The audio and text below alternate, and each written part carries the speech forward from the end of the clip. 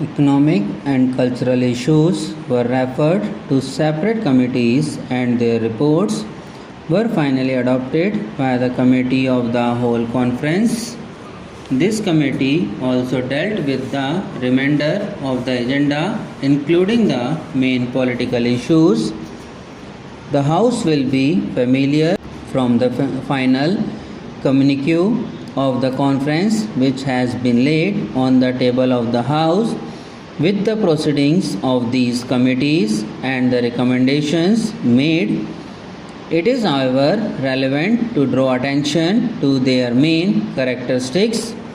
These recommendations wisely avoided any provision for setting up additional machinery of international cooperation, but on the other hand sought to rely on existing international machinery in part and for the rest on such decisions as individual governments may by contact and negotiation find it possible to make.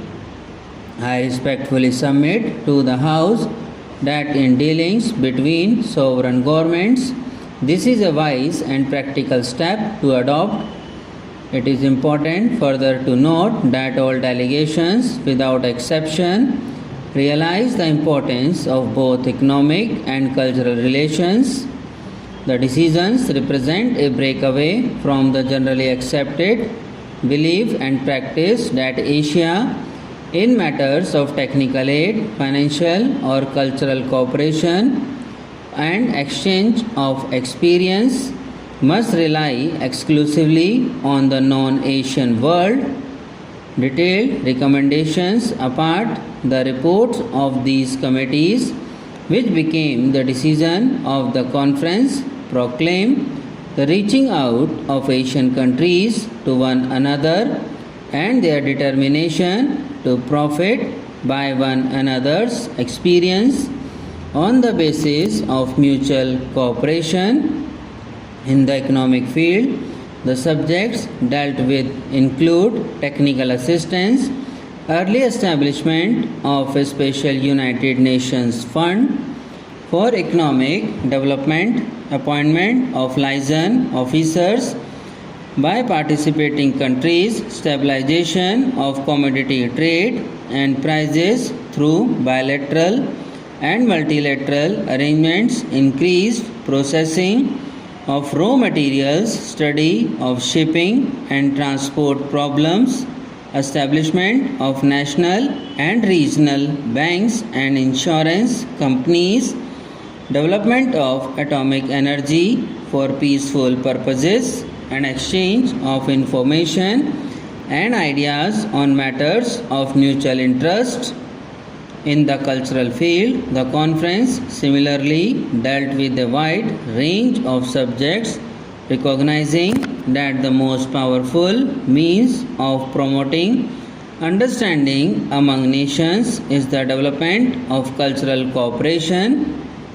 The links that bound the Asian and African countries together in earlier ages had been surrendered. Their more recent history of foreign conquest and annexation, the new Asia would seek to revive the old ties and build newer and better forms of relationship with other countries.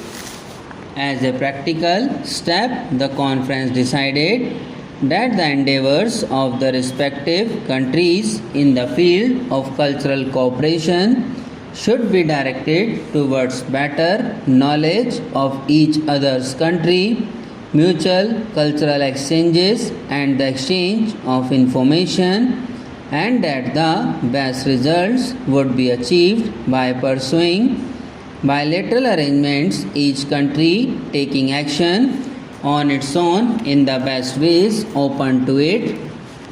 The work of the Committee of the Whole Conference was devoted to problems mainly grouped under the headings of human rights and self-determination, problems of dependent peoples and the promotion of world peace and cooperation. Under each head were grouped a large number of specific problems in the consideration of human rights and self-determination. Specific problems such as racial discrimination and segregation were considered. Special consideration were given to the Union of South Africa and the position of people of Indian and Pakistani origin in that country, as well as to the problem of Palestine in its relation to world peace, human rights and the plight of the refugees. The problem of dependent peoples or colonialism was a subject which at once created both pronounced agreement and disagreement in the condemnation of colonialism in its well understood sense, namely the rule of one people by another with its attendant evils.